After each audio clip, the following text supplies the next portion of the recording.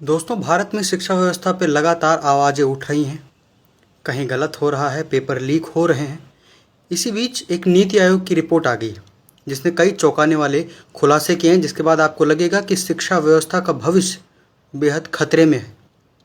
नीति आयोग की रिपोर्ट के मुताबिक पिछले 10 वर्षों में यानी 2014 से 2024-25 में लगभग 94,000 सरकारी स्कूल बंद हो गए हैं।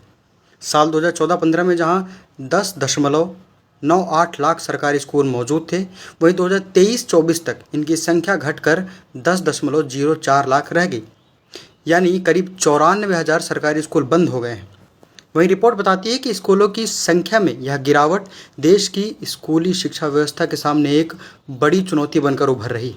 इतना ही नहीं, इसके साथ अगर जो देखा जाए तो प्राइवेट यानी निजी स्कूलों की संख्या में वृद्धि हुई है। लगभग इन 10 सालों में 51,000 निजी स्कूलों की बढ़ोतरी हुई है।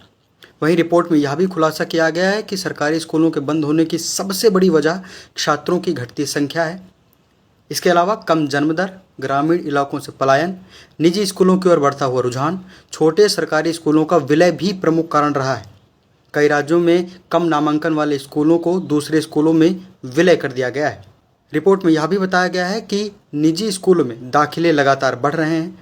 इस रिपोर्ट में इस बात पर भी जोर दिया गया है कि सरकारी स्कूलों को मजबूत बनाना, गुणवत्तापूर्ण शिक्षा उपलब्ध कराना, शिक्षकों की पर्याप्त नियुक्ति और बुनियादी सुविधाओं में अगर समय पर सुधार नहीं किया गया तो आने वाले दिनों में यह संकट इतना गंभीर हो जाएगा कि कई युवा एजुकेशन से बाहर हो सकते हैं। वैसे भी हम आजकल देख रहे हैं कि दिल्ली में जंतर मंतर पर सीजेपी लगातार धर्मेंद्र प्रधान के इस्तीफे को लेकर बात कर रही है, और उसी बीच नीति आयोग की शिक्षा पर यह रिपोर्ट आना बेहद चौंकाने वाली है, जो सरकार की विफलता को उजागर करती है कि उन्होंने शिक्षा को लेकर युवाओं की तरफ कोई ध्यान नहीं दिया है।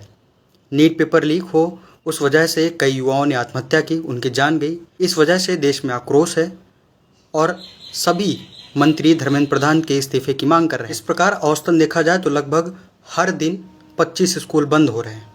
अगर जैसा चलता रहा तो मुझे नहीं लगता कि जो यूथ देश का भविष्य बताया जाता है वो आगे शिक्षित हो पाएगा।